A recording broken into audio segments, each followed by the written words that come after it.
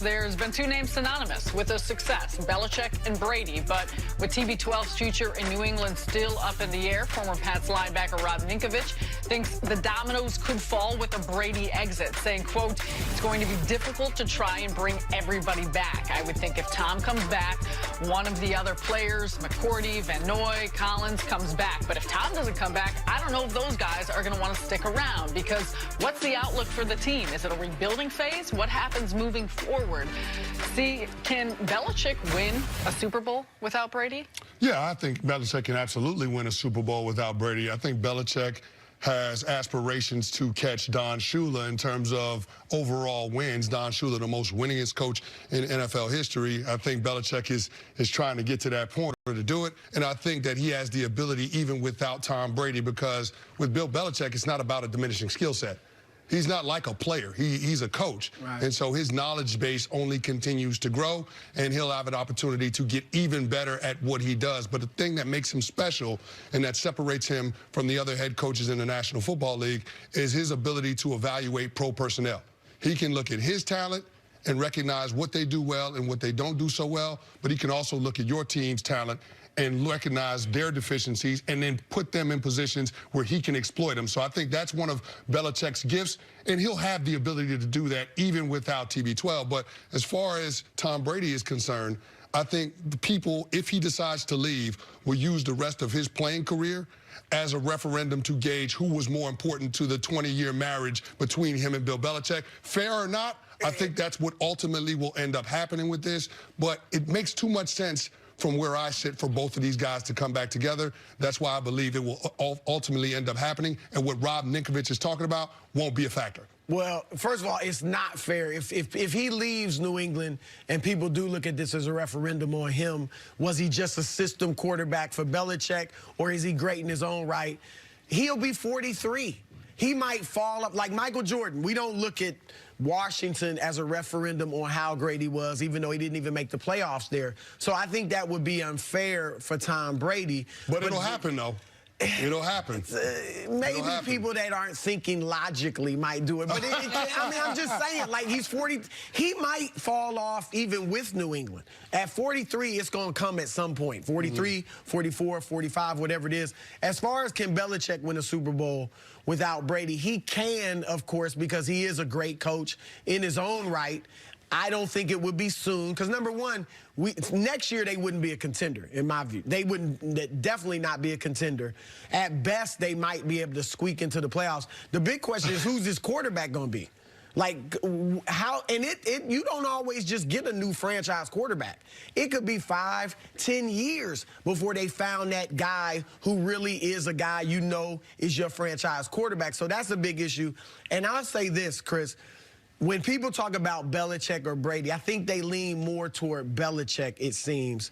The burden of proof, if they split up, to me, the burden is on Belichick to prove he's all that without Brady. Because, and I know I'm going back over his whole career, and obviously he's improved, gotten smarter, become a better coach over the years, but he's coached 7 years without Tom Brady. He's made the playoffs once. Everybody talks about the Matt Castle year, 11-5. They still didn't make the playoffs. And even if you look in New England, when Bill Belichick took over the New England Patriots, Drew Bledsoe was the quarterback. Bledsoe was a 4-time Pro Bowler. Actually left New England after Brady took over and became a Pro Bowler again in Buffalo. So Bledsoe was a very capable quarterback. They went 5-11 in Belichick's first year. The second year, they go 0-2. And they lose to Cincinnati, which was a bad team that year. Brady steps in because Bledsoe gets hurt. The rest is history. 11-3, win the Super Bowl, and now we got this dynasty. So, in my view, the burden of proof is not so much on Brady to prove I can do it without Belichick.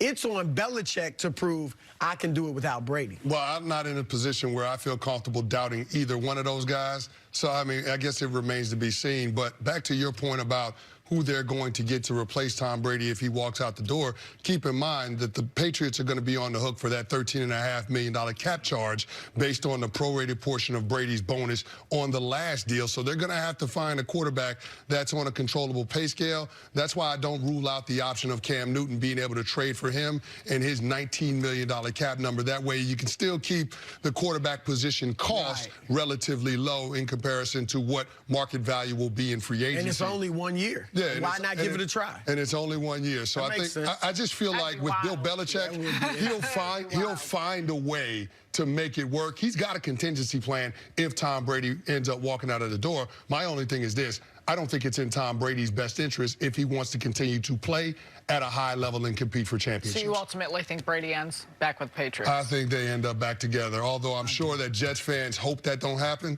I mean, they're probably a little upset that Mo Lewis knocked Drew Bledsoe out in the first place and started the dynasty. But that's another conversation. But Patriots fans may hope it happens. All right, coming up, why is Russell Westbrook sounding off on last night's ejection? That's ahead. Has the opportunity to live up to the expectations of being the #1 overall pick 3 years ago, but it starts with him having the right attitude, and by all accounts, it seems like he's turning the corner in that regard. Watching him do the sit-down with Nick and Jenna down in Miami the week leading up to the Super Bowl, you heard a level of humility and some contrition in terms of things that Baker wishes he would have done better in his second year in the National Football League. So I think that attitude is the way that he needs to approach the offseason, because there are a lot of things that he needs to improve on. And his quarterbacks coach, Alex Van Pelt, spoke on those things, talking about having quiet feet, being able to dance in the pocket rather than being erratic. I think he compared it to listening to rock music, how Baker's feet looked in year 2. So I think that's one of the fundamental things that he has to get cleaned up. The technical aspects of playing the position, decision-making. But for me, the biggest thing that Baker needs to improve on is the intangibles. You know, his leadership ability, his ability to be a stabilizing force within the organization. I mean, the Cleveland Browns have had 7 head coaches in the last decade of football. At some point, they're going to need somebody to come in there and help them change the culture, somebody to be steady when everybody else is being erratic. And I think a quarterback is in a prime position within an organization in order to be able to do that. So that's what I'm looking for from Baker Mayfield. Being able to set the agenda for your football team, that is the most important thing you can do as a quarterback. He didn't do that last year, focused on the outside noise, focused on making progressive commercials, whatever it was. But Baker Mayfield has got to get back to the fundamentals of the position, but then also recognizing the position that he's in within the organization and being responsible with that platform. What Alex Van Pelt said, he said he wants his footwork more like Mozart than Metallica. Okay, so I don't know if he'll ever be Mozart, but he doesn't have to be Metallica. So I'm with Chris on this. I think the future is bright.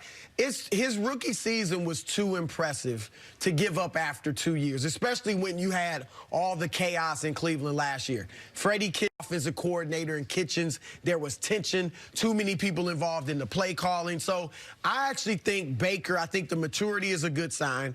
I think he will appreciate the stability and the structure that Kevin Stefanski and Van Pelt will bring. And if you look at their history now, Van Pelt with the quarterbacks coach with Aaron Rodgers, and Rodgers has a career year. I get it. It's Aaron Rodgers. I don't know how much Van Pelt had to do with that. But with Stefanski, you're looking at guys like Case Keenum and Kirk Cousins having career-type years under Stefanski. That West Coast offense, he's going to use a lot of the run, so Baker's not going to have to carry everything on his shoulders. And one thing I love that I'm hearing out of Cleveland is play action.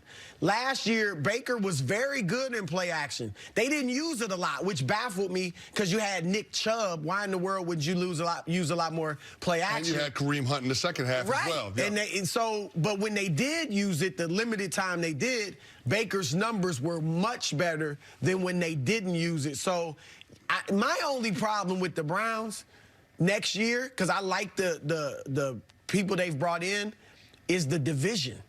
I'm just looking at it like Baltimore obviously is not going anywhere, and the Steelers were good last year. So this year with Big Ben back, they're probably going to be better. So they're going to have a tough time making the playoffs. But I do think Baker will show major improvement, and the future is bright. How much do you think it is mechanics, fundamentals, things on the field, as opposed to the leader? You mentioned the leadership. Part of his bravado felt like made him who he was. How much do you think it's the maturity and the growth and that leadership factor as opposed to what he actually needs to work on fundamentally? Well, I think it's a combination of all of those things. I don't think it's more one than the other. They walk hand in hand. So he does have to have more attention to detail in terms of what he's doing on the field. Bill Parcells used to say this: I give a guy 3 years to show me what he is. So this is a pivotal season for Baker Mayfield, and I think that he has to approach it with that level of urgency, knowing that he's got a new head coach, his third head coach in as many seasons. That's something that you have to think about, and then also